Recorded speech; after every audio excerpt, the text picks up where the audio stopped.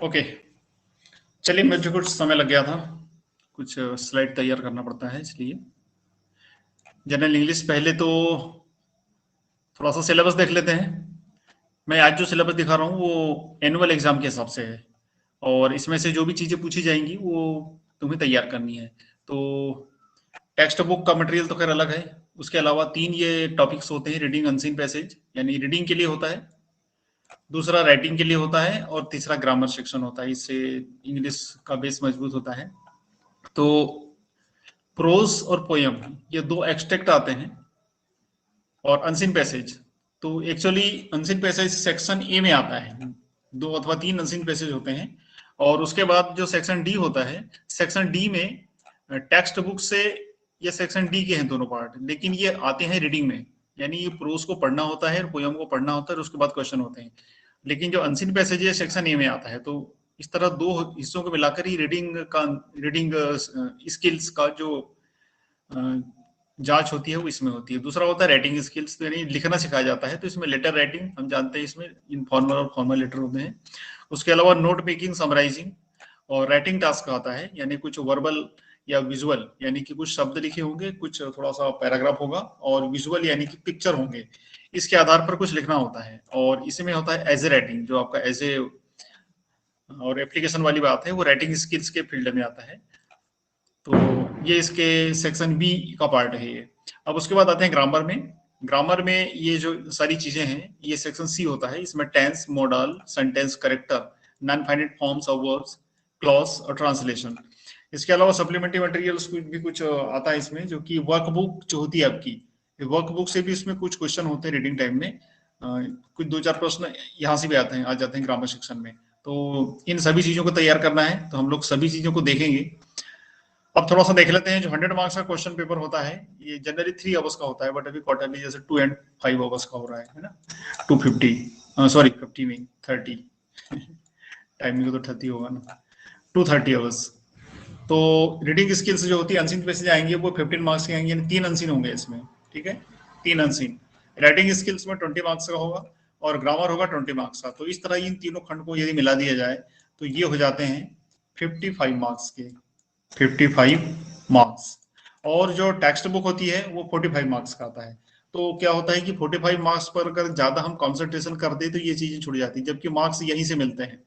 तो कोशिश ये करनी है कि इसमें ज्यादा से ज्यादा कर पाए। उसके बाद जैसे ही हमारा कोर्स होता है, बुक्स आगे बढ़ती हैं, तो हम ये 45 मार्क्स पे धावा बोलेंगे इसके ऊपर। तो पहले हमको, हमारी कोशिश ये है अभी इस टर्म में कि इसमें हम ज्यादा से ज्यादा मार्क्स ले पाए, ताकि ये जो टेक्स्ट बुक है ये हम आसानी से इसको समझ जाएंगे और हल भी कर लेंगे। तो इस तरह 100 मार्क्स होगा।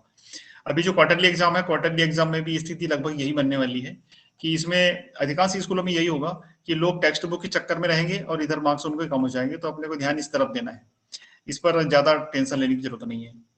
चलिए अब थोड़ा सा और कुछ देख लेते हैं कि उसमें क्या क्या चीजें होती है। सेक्शन ए जो होता है 15 मार्क्स का होता है, और ये तो खैर 27 पीरियड्स में पढ़ाना होता है।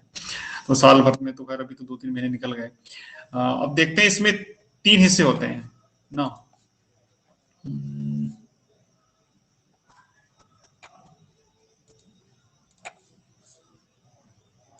3 हिस्से होते हैं, A1, A2 और A3। तो एक्चुअली ये 3 अनसीन पैसेज के बारे में बात कही गई है, और टोटल इसमें जो वर्ड्स होता है 450 वर्ड्स के अनसीन पैसेज होते हैं ये। चाहो तो खाली समय में शब्दों को गिन के देखना, वर्ड्स को गिन के देखना। और जो प्रोज आता है इसमें जनरली प्रोज ही होगा, यानी जो गद्यांश हम जिसको हिंदी में कहते हैं। ये 3 प्रकार के पैसेजेस होते हैं यहाँ पे, 3 प्रकार के। पहला होता है फैक्चुअल। फैक्चुअल यानी कि इसका मतलब है इंस्ट्रक्शन दिए जाते हैं या फैक्ट होते हैं, डिस्क्रिप्शन होता है, किसी चीज का वर्णन होगा या फिर किसी चीज की रिपोर्ट होगी। तो ये फैक्चुअल होता है। दूसरा डिस्कर्सिव होता है। डिस्कर्सिव का मतलब होता है इसमें आर्गुमेंटिव यानी तार्किक होता है, ये इंटरप्रेटिव होता है, ये परस्यूएसिव होता है, यानी जैसे मोटिवेशनल यदि हम जिसको कहें, यानी कुछ ऐसी सैद्धांतिक बातें इसमें होती है, इसको डिस्कर्सिव कहते हैं। और तीसरा होता है लिटरेरी। लिटरेरी का मतलब होता है ये लिटरेचर से दिया जाता है, किसी बड़े जो जैसे हिंदी के लिटरेचर साहित्य कई कवि और लेखक लिखते हैं, वैसे इंग्लिश का साहित्य बहुत सारे लोग लिखते हैं। उसमें फिक्शन होता है, पोएट्री होता है, इंटरव्यू होता है, बायोग्राफी होता है, यानी कुछ भी हो सकता है। तो जितने भी यानी मटेरियल्स जो इंग्लिश के साहित्यकार लिखते हैं वो वहां से उठाते हैं इसको। तो इस तरह ये 3 पैसेज होते हैं। तो खैर अपने को ज्यादा ये ध्यान नहीं देना है कि कौन सा फैक्चुअल है, कौन सा डिस्कसिव है, लेकिन होता ऐसा ही है। एक में फैक्ट होते, तथ्य होंगे यानी आंकड़े होंगे, दूसरे में सैद्धांतिक बातें होंगी, और तीसरे में जो साहित्यकारों द्वारा लिखे जाते हैं, ऑथर के द्वारा, इंग्लिश के ऑथर्स के द्वारा, वो लिटरेरी होता है। बस इतना बार ध्यान रखना है। और जो हर पैसेज है वो 150 वर्ड्स का होता है, तो इस तरह तीनों में 5 मार्क्स होते हैं, तो इस तरह टोटल 15 मार्क्स हो जाता है। ठीक है, चलिए सेक्शन बी देखते हैं। सॉरी, ये राइटिंग सेक्शन है, इसमें लिखना पड़ता है अपने को, मतलब अपनी मर्जी से लिखना है। यहाँ पर ये 20 मार्क्स का होगा, इसमें 36 पीरियड का ये तो हमारे लिए है। ये इसको दो हिस्से होते हैं, B1 और B2। तो पहला जो लेटर राइटिंग है, 1 letter based on provided verbal stimuli and context, यानी कोई ना कोई वर्बल स्टिमुलिस होगा, वर्बल मतलब कुछ शब्दों में लिखा होगा, उसके आधार पर हमको एक लेटर लिखना है। तो ये दो प्रकार के होते हैं, इनफॉर्मल होता है, फॉर्मल होता है। इनफॉर्मल जो होता है ये पर्सनल लिखा जाता है, आपको मालूम होगा इनफॉर्मल का मतलब, इन रिश्तेदार को लिखना है, किसी फ्रेंड को लिखना है, तो पर्सनली होगा। Such as to family and friends, जैसे कि फैमिली और फ्रेंड्स को लिखना है। फॉर्मल लेटर्स क्या होगा? फॉर्मल लेटर्स एक्चुअली ऑफिशियली होता है, इसमें कंप्लेंट कर सकते हो, कोई इंक्वायरी करना हो तो उसके लिए आप कर सकते हैं। यानी ये जब किसी गवर्नमेंट जॉब में जाते हैं तो ऑफिशियली एक दूसरे को लिखा जाता है। बड़े अधिकारी छोटे को इंक्वायरी के लिए लिख सकते हैं, रिक्वेस्ट कर सकते हैं आप, या इस तरह की चीजें होती हैं। तो इस तरह इनफॉर्मल और फॉर्मल दो तरह के लेटर होते हैं। और इसका जो पार्ट बी है, note making summarising. Note making summarising ये जो होते हैं, students will be asked to make notes on passage given 100 words का। इसमें नोट्स लिखना होता है, नोट्स कितने का? 100 वर्ड्स में। और student will be asked to prepare a summary looking at a given notes. तो इसमें एक समरी लिखना होगा। इसका मतलब ये हुआ, नोट लिखना होगा। नोट्स यानी नोट्स अपन जानते हैं कि किसी भी चीज को याद करने के लिए जो शॉर्टकट तरीके से लिखते हैं उसको नोट्स कहते हैं। और समरी किसको कहेंगे? यार बड़ी सी कहानी दी है, जैसे रामायण इतनी बड़ी होती है, और उसको बोले यार चलो छोड़, इसको कम शब्दों में कहानी बताओ, तो अपन लोग बता देते हैं, बिल्कुल वो समरी होती है। तो इस तरह ये दो हिस्से होते हैं लेटर राइटिंग में, इनफॉर्मल और फॉर्मल लेटर होते हैं। और दूसरा नोट मेकिंग समराइजिंग में, इसमें भी एक क्वेश्चन होता है, दो क्वेश्चन होते हैं इसमें, एक में पैसेज एक में नोट मेकिंग आता है, एक में समरी आता है। अब इसी का एक हिस्सा होता है कंपोजिशन, राइटिंग सेक्शन में। एक हिस्सा और है कंपोजिशन, मतलब कंपोज करना है अपने को। और short writing task based on verbal and visual stimuli, मतलब ये होगा कि कोई शब्द लिखे होंगे, उसके आधार पर अपने को एक कंपोजिशन तैयार करना है, या फिर कोई पिक्चर होगा तो उसके आधार पे अपने को कुछ लिखना होता है। जैसे डायग्राम है, कोई पिक्चर दे दिया, कोई ग्राफ दे दिया, कोई नक्शा दे दिया, कोई चार्ट बना के दे दिया, कोई टेबल दे दिया, कोई फ्लो चार्ट दे दिया, ऐसे तो कुछ भी, यानी ये पिक्चर दे सकते हैं, या तो फिर कुछ लिखा हो सकता है। उसके आधार पर अपने को एक राइटिंग टास्क करना होता है। यानी वो बोला जाता है एक चित्र दे दिया, या फिर कुछ थोड़ा कोई कहानी लिख दी, और उसके बाद बोला जाता है कि चलो आप कुछ लिखो इस पर, तो अपनी अकल से लिखना पड़ता है। या फिर इसके स्थान पर तुम्हारा जो फेवरेट है टॉपिक, एजे, ये एजे लिखना होगा। और ये एजे तुम्हारा होगा 250 वर्ड, 200 वर्ड्स का, 200 वर्ड्स का। तो तुम्हें कोशिश ये करनी है कि 200 से ज्यादा हो जाए, यानी अप्रोक्सीमेट 300 तक पहुंच जाए, हो जाते हैं topics to day to day life. तो इस तरह ये जो एजे होता है,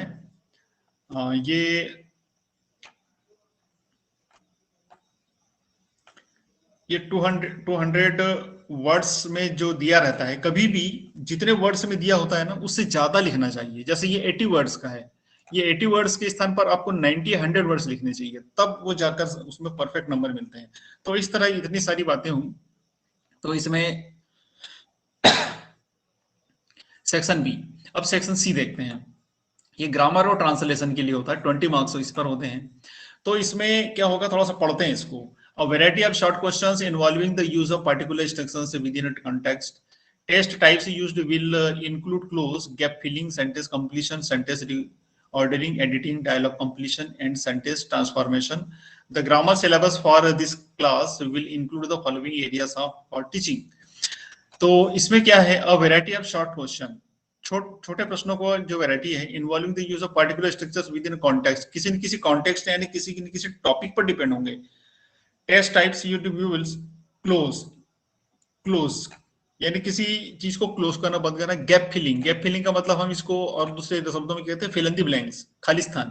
सेंटेंस कंप्लीशन, कोई सेंटेंस कोई छोटा मोटा दिया है उसको कंप्लीट करना है, यानी कि उसको रीअरेंज करना है, शब्द आगे पीछे रहेंगे, जंबल रहेंगे, उसको कंप्लीट करना है सही तरीके से।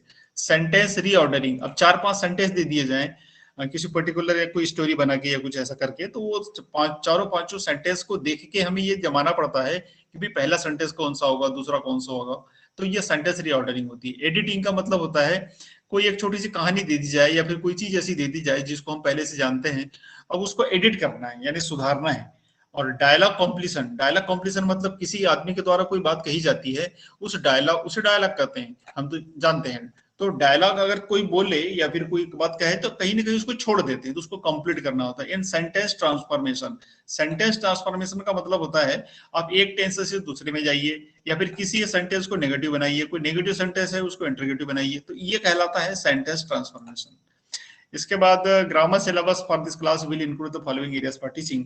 तो इसमें आता क्या क्या देखते हैं, use of non finite. Actually जो वर्ब होते हैं ना, वर्ब ये मुख्य रूप से दो प्रकार के होते हैं। एक होता है फाइनाइट वर्ब, फाइनाइट वर्ब, ठीक है, और दूसरा होता है इनफाइनाइट वर्ब या नॉन फाइनाइट वर्ब, इनफाइनाइट या नॉन फाइनाइट। तो एक्चुअली क्लास 10th के पहले तक जितने भी वर्ब पढ़ते हैं ज्यादातर फाइनाइट वर्ब के बारे में ही बताया जाता है। इनफाइनाइट वर्ब हालांकि बनता इनसे ही है, लेकिन इसके बावजूद भी कुछ ये अलग होते हैं जिससे हम इनफाइनाइट कहते हैं। तो ये इससे हम इसका यूज कैसे करें, इसका यूज हालांकि पहले आता जरूर है ये, लेकिन इस पर क्वेश्चन नहीं आते थे। तो अब नॉन फाइनाइट वर्ब पे क्वेश्चंस आएंगे 10th में। सेंटेंस कनेक्टिव्स यानी दो सेंटेंस को जोड़ने के लिए बहुत सारे वर्ड्स होते हैं, जैसे कि प्रीपोजिशन तुम लोग जानते हो।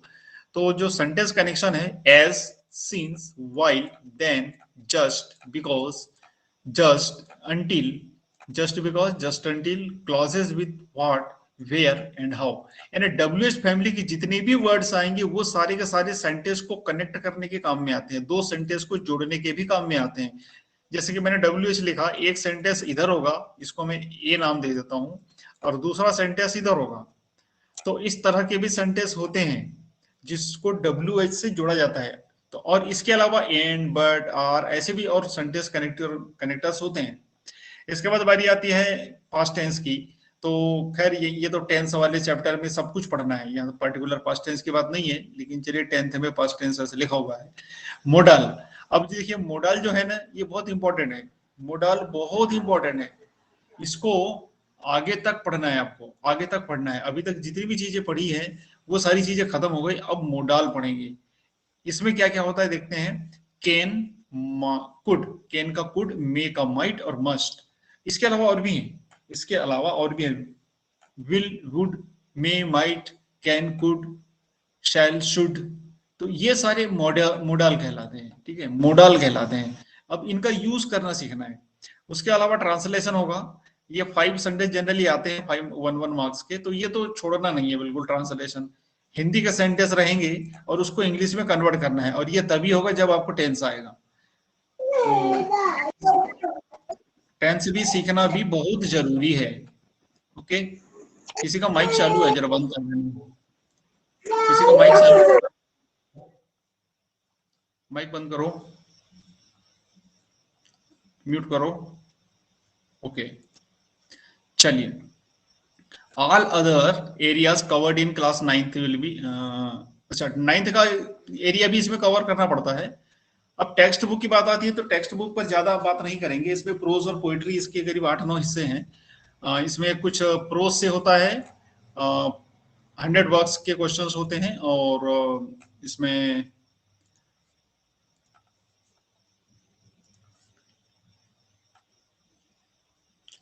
दो एक्सट्रैक्ट आते हैं, और इसमें 5-5 मार्क्स के होते हैं, तो 10 मार्क्स ये हो गए। इसी तरह ये D3 यानी दो में से कोई एक करना होता है, इस पर एक प्रश्न D3, D4, और पोएट्री अलग से, पोएट्री जो है तुम्हारे बुक में, उस पोएट्री पर भी कुछ क्वेश्चंस होते हैं अलग अलग तरह के, तो वो सब चीजें पढ़नी है। तो इस तरह ये जो इसमें ये वाला जो मार्किंग सिस्टम है, अपने को टारगेट ये रखना पड़ता है। पहला रीडिंग स्किल्स में जो अनसीन पैसेज होते हैं इस पर 15 मार्क्स होंगे, राइटिंग स्किल्स पर 20 होंगे, ग्रामर पर 20 होंगे, प्रिस्क्राइब टेक्स्ट बुक पर 45 होंगे। तो टेक्स्ट बुक से यदि तैयार कर सकते हो बहुत अच्छी बात है, लेकिन ये जो 55 मार्क्स का ये जो कहानी बताया, इसमें अपने को 55 मार्क्स चाहिए ही चाहिए। तो चलिए कोई बात नहीं, 5-10 भी कम हो जाए तो कम से कम 40 तो यहाँ से कवर करने का। बाकी यहाँ पर 45 बचे, इसमें अगर आप लोग कुछ कर लें तो यहाँ से भी चलो ठीक है। तो फिर अब थोड़ा सा कुछ दूसरी चीज पढ़ लेते हैं, अब जो अपने कंटेंट्स हैं। क्या किया जाए, पहले लेटर राइटिंग करते हैं। चलो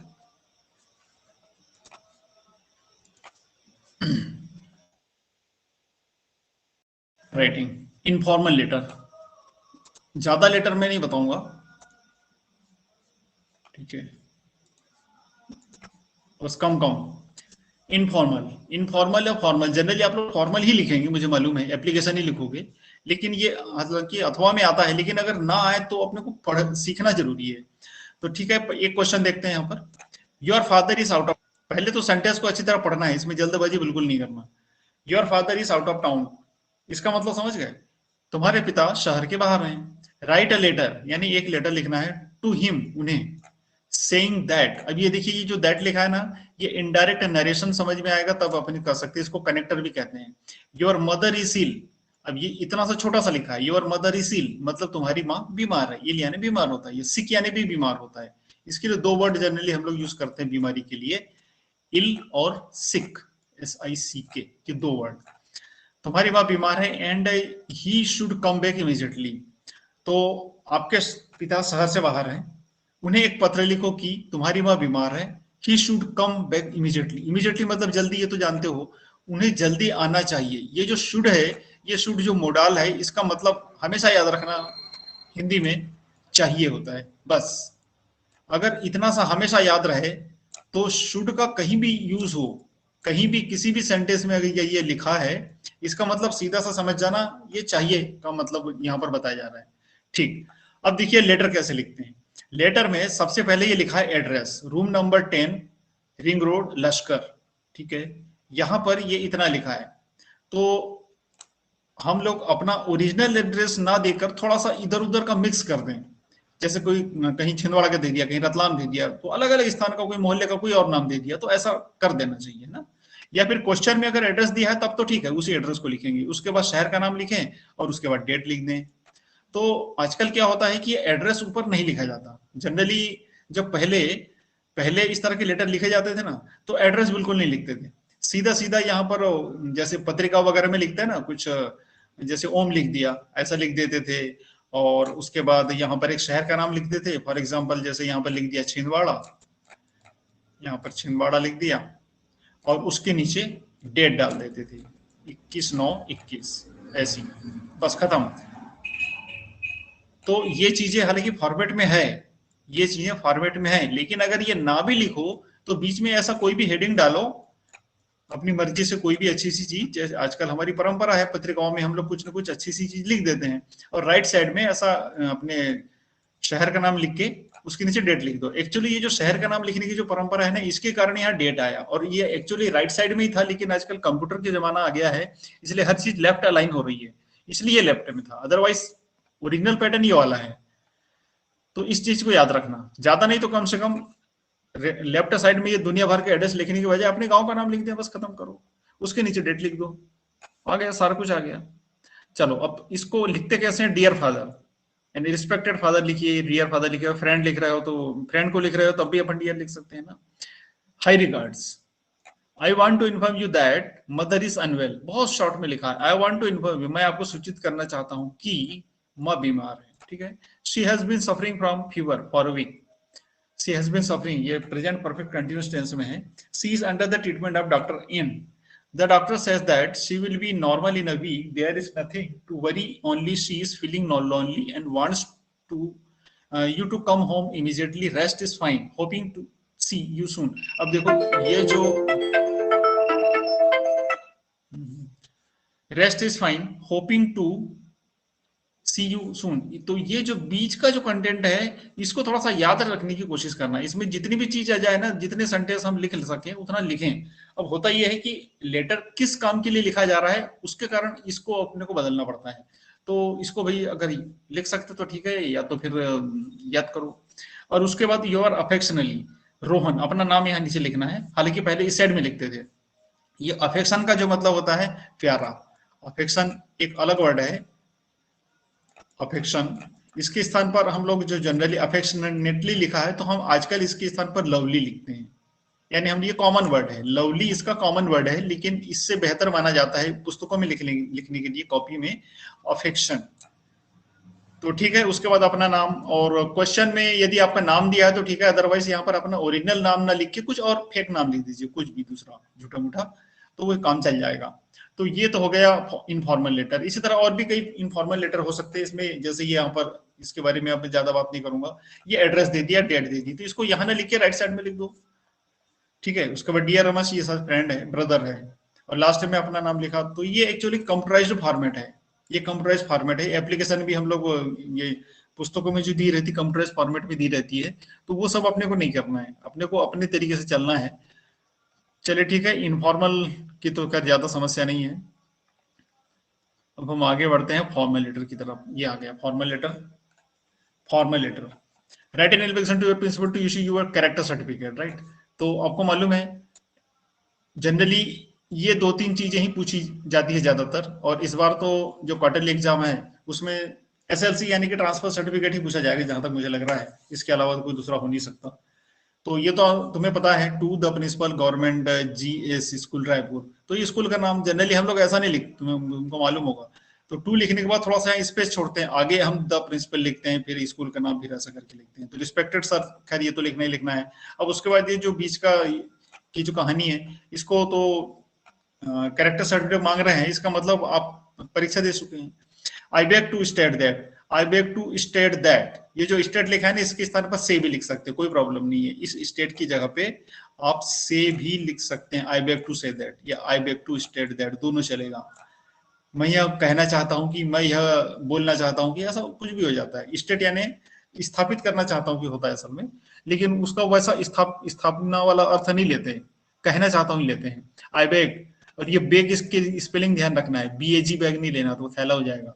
आई beg to state that I have passed my 9th standard, ठीक है। आई हैव पास्ड, ये प्रेजेंट परफेक्ट टेंस है, मैं पास हो चुका हूं, यानी रिजल्ट आ चुका है। तो ये परफेक्ट टेंस में लिखना है। Examination this year from your school, तो किसे लिख रहे हैं, प्रिंसिपल को। तो मैं 9th पास हो चुका हूँ, 9th examination this year from your school. From your school मतलब तुम्हारे स्कूल से। My father is getting transfer to Indore, मेरे पिताजी का इंदौर ट्रांसफर हो गया है। अब ये जो है, हाँ एक्चुअली आप कैरेक्टर सर्टिफिकेट मांग रहे हो, इसका मतलब आप टीसी भी ले रहे हो। और चूंकि आपकी 10th क्लास है या फिर 9th क्लास है, जो भी क्लास हो, तो कैरेक्टर सर्टिफिकेट तभी मांगा जाता है जब आपका ट्रांसफर हुआ हो, यानी आप दूसरे स्कूल में पढ़ने जा रहे हो। ऐसा नहीं बोल सकती कि आपके स्कूल में अच्छी पढ़ाई नहीं होती, ऐसा कभी नहीं लिखना है। हमें ये लिखना है कि हम दूसरे स्कूल जा रहे हैं। क्यों जा रहे हैं, क्योंकि पापा का ट्रांसफर हो गया। तो ये चीज लिखनी ज्यादा बेहतर है, my father is getting transfer to Indore, या फिर my father have been transferred to another city, ऐसा भी लिख सकते हैं। देयरफॉर, इसलिए, देयरफॉर इसके स्थान पर और भी कई वर्ड्स आप लोग लिख सकते हो। सो लिख सकते हैं, हैंस लिख सकते हैं, हैंस, या फिर देयरफॉर लिख सकते हैं, देयरफॉर, ठीक है। इन 3 वर्ड्स में से कोई भी लिख सकते हो। I am taking admission in a new school there, मैं वहां पर एक नए स्कूल में एडमिशन लेना है मुझे। So I need a character certificate, इसलिए मुझे कैरेक्टर सर्टिफिकेट की आवश्यकता है। If you kindly issue me the character certificate I shall be highly oblige, यदि आप मुझे यह कैरेक्टर सर्टिफिकेट इशू करते हैं तो मैं आपका बहुत आभारी रहूंगा। इसके बाद योस ओबीडियंटली, स्टूडेंट अपने टीचर के लिए हमेशा यही वर्ड यूज करे। ओबीडियंट का मतलब होता है आज्ञाकारी, आज्ञाकारी, ये जो शब्द है इसका मतलब होता है आज्ञाकारी। ओबीडियंट यानी आज्ञा, आपका आज्ञाकारी शिष्य राहुल दीक्षित। अब ये चूंकि क्वेश्चन में नाम नहीं है तो इसलिए आप कोई गलत नाम लिख दीजिए। तो देखिए यहाँ पर जो फॉर्मल लेटर है, फॉर्मल लेटर में टू लिखने के बाद कैरेक्टर सर्टिफिकेट यहाँ स्कूल नहीं लिखा है, तो ऐसी सिचुएशन में स्कूल का ही कैरेक्टर सर्टिफिकेट होगा। अपने स्कूल का नाम लिख दीजिए और बीच में थोड़ा सा लिख दीजिए, और ये वाला जो संबोधन है आखिर में, ये जरूर लिखना पड़ता है किसी भी अधिकारी को। अगर आप किसी अधिकारी से कुछ मांग रहे हो तो बाद में उनको धन्यवाद देना बहुत जरूरी है। और उसके बाद योर ओबीडियंटली लिख लिए, स्कूल का मामला है तो, और अपना नाम। फिर टेक्स्ट बुक के लिए, और अच्छा ये application, right an application to your headmaster to grant you sick leave for 3 days, okay, 3 days leave के लिए सिक लीव। हेडमास्टर, अब यहाँ पर तो हेडमास्टर के स्थान पर मैक्सिमम पॉसिबिलिटी है कि प्रिंसिपल ही लिखा मिलेगा, प्रिंसिपल। आप अपने प्रिंसिपल को एक एप्लीकेशन लिखिए जहां पर बीमारी के कारण सिक लीव लेना है आपको 3 दिन की, ठीक है। अब देखो जैसे यहाँ 2 लिखा, the headmaster government middle school या फिर गवर्नमेंट हायर सेकेंडरी स्कूल, हम अपने स्कूल का नाम लिख सकते हैं। तो द हेडमास्टर के स्थान पर आपको क्या लिखना पड़ेगा, प्रिंसिपल, द प्रिंसिपल। अब सब्जेक्ट को बिल्कुल यानी कम से कम शब्दों में होना चाहिए सब्जेक्ट, इसमें ज्यादा ना हो। Application for sick leave for 3 days, यहाँ जैसे फॉर सिक लीव ये हम ना भी लिखे तो कम चल जाएगा। एप्लीकेशन फॉर 3 days लीव, यहाँ पर आप लीव लिख दीजिए, इसके बाद लीव लिख दीजिए 3 days लीव, ठीक, 3 days लीव। अब sir respected I beg to say that I am student of 10th A, I am ill यानी मैं बीमार हूँ, वो कितना छोटा सा है, मैं बीमार हूँ। देयरफॉर इसलिए I would be unable to attend the J school, J school है ना, okay. I would be unable या I am unable, would be के स्थान पर एम लगा सकते हैं, I am unable to attend the school, kindly grant me leave for 3 days, मैं स्कूल नहीं आ सकता। अब यहाँ कारण नहीं लिखा है, जबकि यहाँ पर क्वेश्चन में क्या सिक लीव था, तो थोड़ा सा अगर हम लिख दें I am unable to attend the J school, अब इसके बाद कुछ जोड़ सकते हो, मैं दूसरा तरीका बता रहा हूँ, बिकॉज नहीं लिख रहा हूं मैं यहाँ पे, ये मैं स्कूल आने में असमर्थ हूँ due to my sickness, due to my sickness, ये लिख सकते हैं। मतलब इसमें जो बीमारी का जिक्र है वो आ गया, मैं स्कूल नहीं आ सकता ड्यू टू माई सिकनेस, मतलब मेरे सिकनेस, मेरी बीमारी के कारण, यह मेरी बीमारी के कारण मैं स्कूल नहीं आ सकता। जबकि हम क्या लिखते हैं, मैं स्कूल नहीं आ सकता क्योंकि मैं बीमार हूं, तो क्योंकि के लिए फिर बिकॉज लगाना पड़ता है। तो अगर बिकॉज नहीं लगा रहे हैं तो ड्यू टू करके ऐसा लिख दीजिए, kindly grant me leave for 3 days from 16 October 20 to 18 October 2021, I shall be thankful to you. तो ये देखिए जो 3 दिन की बात है, तो डेट बड़ी सावधानी से लिखना। 3 दिन की छुट्टी यदि है तो 16 से 18 का मतलब 16 की, 17 की, और तीसरा दिन होगा 18 की। तो कभी भी 3 जोड़ना नहीं है कि बोले 16 से छुट्टी ले रहे हैं तो 3 जोड़ दिए तो 19 हो जाएगा, ऐसा नहीं करना है। यहाँ पर ये डेट के मामले में बिल्कुल ध्यान रखना है, डेट में गलती नहीं करना है। 3 दिन की छुट्टी चाहिए तो 2 जोड़ो, 5 दिन की छुट्टी चाहिए तो 4 जोड़ो, तो 16 को भी रहेगी छुट्टी, 17 को भी रहेगी और 18 को भी रहेगी। तो इस तरह ये 3 दिन की छुट्टी हो जाती है। तो डेट पर ध्यान रखना, ये विशेष बात, ये इस पर गलतियां होती हैं। I shall be thankful to you, your obediently लिखा Manish Garg, roll number 16, class 10th है। तो देखिए ये सब चीजें तो खैर उसके ने अपने बारे में लिख दी कि मैं किस क्लास में था और मेरा रोल नंबर क्या था, क्योंकि लगभग कई स्कूलों में ऐसा होता है कि अगर बच्चे को एक रोल नंबर अलॉट हो जाए तो उसका मतलब वो रजिस्ट्रेशन नंबर स्कूल का बन जाता है, वो हमेशा वही रहता है। तो इस तरह ये 3 दिन की छुट्टी की एप्लीकेशन थी। और भी होती है, जैसे कलेक्टर को लेटर लिखना है लाउड स्पीकर को बंद करने के लिए, बैन करने के लिए। और Shiva, Gwalior placing an order for school furniture, यानी दूसरों को जब स्कूल के लिए कोई ऑर्डर देते हैं सामान खरीदने के लिए स्कूल के लिए, तो वो भी फॉर्मल लेटर ही कहलाता है। तो इस तरह हमने फॉर्मल और इनफॉर्मल लेटर देखे। इन जितने भी हमारे पास होंगे मटेरियल होगा उसको पढ़ना है, समझना है, राइट। चलो अब कुछ दूसरा देखते हैं। क्या देखूं, ऐसे कहता हूँ, चलिए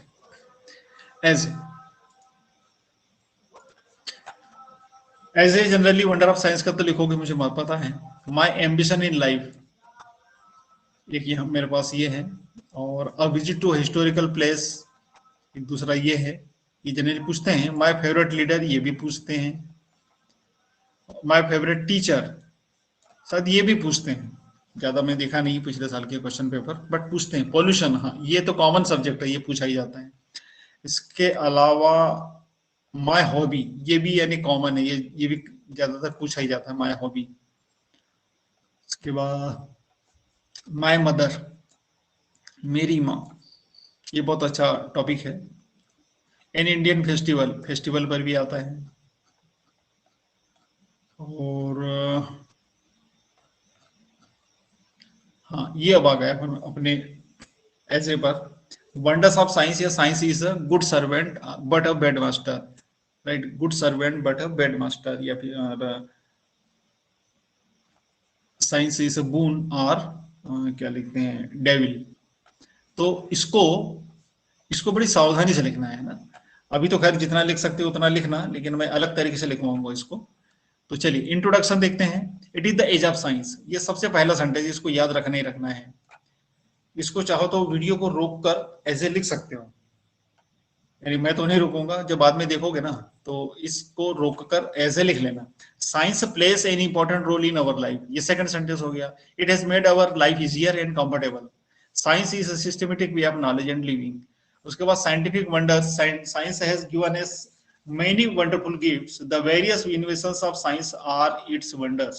We cannot imagine our life without science. तो बड़े सिंपल सेंटेंस है, सिंपल सेंटेंस है। इनको एक्सप्लेन में पूरे तो नहीं कर पाऊंगा, चलो कुछ कर देता हूँ। वी कैन नॉट, कैन का मतलब क्या होता है, सकना, और नॉट लग गया मतलब वी यानी हम नहीं कर सकते। इमेजिन, इमेजिन का मतलब कल्पना, इमेजिन का मतलब होता है कल्पना। Our life without science, without science, without का मतलब होता है बगैर। आवर लाइफ यानी हमारी जिंदगी, हमारी लाइफ, हमारी लाइफ बिना साइंस के इमेजिन हम नहीं कर सकते, विदाउट साइंस। जैसे कि हम लोग कम्युनिकेट कर रहे हैं, ये साइंस का कमाल है। तो without science we can not survive, we can not live, हम जिंदा ही नहीं रह पाएंगे। फिर वेरियस इन्वेंशन, कई तरह के इन्वेंशन हुए हैं। अब कुछ नाम आप दे सकते हो, जैसे कि heater, fan, cooler, refrigerator, computers etcetera, और ऑल वर्क बाय इलेक्ट्रिसिटी। तो ये सब चीजें मशीनें चलाते हैं, ट्रेन चलाते हैं, बहुत सारी चीजें चलाते हैं। तो ये इन्वेंशन भी साइंस की एक बहुत बड़ी देन है। उसके बाद बारी आती है medicine, medicine and surgery in medical field में। तो यहाँ भी बहुत सारी बीमारियों के लिए वैक्सीनेशन हो चुका है, और लोग किसी भी तरह बीमार पड़ते हैं तो आजकल बहुत सारी फैसिलिटीज है, तो इसके लिए कुछ चीज आप लिख सकते हैं। मीन्स ऑफ कम्युनिकेशन यानी संचार के साधन, संचार के इतने सारे साधन हैं कि हम एक दूसरे को बहुत जल्दी कनेक्ट हो सकते हैं। इवन जैसे एजुकेशन की हम बात करें तो ऑडियो विजुअल जो चीजें होती है, जैसे हम लोग एक दूसरे से बात कर रहे हैं या एक दूसरे का फेस देख रहे हैं, साथ में एक कोई कंटेंट भी एक दूसरे के शेयर कर रहे हैं, तो ये कम्युनिकेशन का कमाल है। ये एक डिफरेंट फील्ड, साइंस से अलग एक फील्ड हमने इसको मान लिया। फिर आगे बढ़ते हैं कंप्यूटर्स। कंप्यूटर से ये जो है, कंप्यूटर एक आजकल एक ऐसी अनिवार्य चीज बन गई है कि इसके बगैर हम बहुत सारे काम हमारे बहुत धीरे होते हैं, स्लो होते हैं, लेकिन कर तो लेते हैं लेकिन बहुत स्लो होते हैं। तो बहुत ये जो कंप्यूटर चीज है, इसने लोगों की बहुत सारी समस्याएं हल कर दी, बहुत समस्याएं हल कर दी। अगला डिसएडवांटेज ऑफ साइंस। अच्छा, इसके नुकसान क्या है? एडवांटेज का मतलब होता है लाभ, और इसके सामने डिस लगा दो उसका मतलब होता है हानि। साइंस की हानियां क्या है? अब देखिए, एवरीथिंग हैज टू साइड। ये हैज का ध्यान रखिए, पोजीशन, पोजीशन एक शब्द याद रखना, ये पोजीशन के लिए यूज हो रहा है। हर किसी चीज के दो पहलू, दो साइड होते हैं, दो फील्ड होते हैं। Science too has a dark side, science too has यानी साइंस में भी डार्क साइड है, यानी इसमें भी अंधेरा पक्ष है। The invention and production of atom bomb. अब थोड़ी देखिए, सीधी से आप बात वहीं पहुंचा दीजिए। एटम बम का आविष्कार और उत्पादन and other dangerous weapons are a great threat to the existence of humanity. तो अन्य इस तरह जैसे एटम बम बने हैं और दूसरे जो खतरनाक हथियार हैं, dangerous weapon, dangerous weapon, dangerous तो जानते हो, वेपन का मतलब होता है हथियार, ये मानवता पर के लिए बहुत बड़ा खतरा है। They can destroy the world in seconds. और जितने आजकल दुनिया भर में जितने भी एटम बम बनाए गए हैं, उसे पूरी की पूरी दुनिया एक साथ सेकंडों में बर्बाद हो सकती है, तहस नहस हो सकती है। Secondly, big factories, mills and other machine have polluted the atmosphere. दूसरी बात, कई मशीनें यानी इंडस्ट्री जो लगाई गई हैं, उससे इतना पॉल्यूशन होता है कि एटमॉस्फेयर यानी जो हमारा वातावरण है बहुत ज्यादा प्रदूषित हो गया, तो ये भी हमें लिखना है। अब इतनी चीजें हो गई, अब सीधे आते हैं कंक्लूजन पर। Conclusion, science is a great help to modern man. Modern में आधुनिक इंसान को बहुत ज्यादा मदद करता है। If properly used it can make the life of man healthier and happier. यदि हम इसका सही तरीके से उपयोग करें तो इंसान इससे स्वस्थ भी रह सकता है और खुश रह सकता है। तो बात क्या लिखी है, हम इसको सही तरीके से प्रॉपर यूज करें, साइंस जिसके लिए बनी है उसके लिए यूज करें। जबरदस्ती लोगों को परेशान करने के लिए, तकलीफ में डालने के लिए बिल्कुल नहीं है। तो इसलिए हम अपनी तरफ से कुछ चीज ऐसी लिख सकते हैं। तो ये हुआ वंडर ऑफ साइंस। ओके, सबसे लास्ट ये ऐसे था इसमें मेरे फाइल में। तो जितनी चीजें हैं ना बच्चा लोग, ये सब ये टू द पॉइंट याद रखना है तुमको। जैसे कि पहला इंट्रोडक्शन, दूसरा साइंटिफिक वंडर्स, और क्या है, तीसरा वेरियस इन्वेंशन, चौथा मेडिसिन एंड सर्जरी, आगे बढ़ते हैं, पांचवा मीन्स ऑफ कम्युनिकेशन, और छठवां कंप्यूटर, सातवां डिसएडवांटेज ऑफ साइंस विज्ञान के अनुसार, और आठवां कंक्लूजन। तो कितने इसके टॉपिक हो गए, 8, राइट। 8 टॉपिक हो चुके हैं। इन सारे के सारे 8 टॉपिक हुए हैं, लेकिन सभी में हमने एक एक प्रश्न ही किया है, सॉरी, लेकिन है ये एज ए एक ही। ओके, कौन चला गया, ये इसमें 8 पॉइंट है, 8 पॉइंट है। तो इस पॉइंट को आप याद रखिए, पॉइंट को, है ना, पॉइंट को याद रखेंगे, और अंदर ये जो छोटे छोटे सेंटेंस हैं, इन सेंटेंस को तुम्हें लिखना है। ये सेंटेंस लिख लो, इससे ज्यादा छोटे सेंटेंस मेरे ख्याल से तो नहीं हो पाएंगे। तो इन सबको पढ़ के समझ के याद करना है, और यदि संभव पॉसिबल हो तो रट भी डालना, कोई प्रॉब्लम नहीं है, ठीक है। तो इतना तो खैर काफी पढ़े। ओके, फिर मैं भूख लगी, खाना खाते हैं, फिर बाद में देखेंगे। Okay, bye, good night.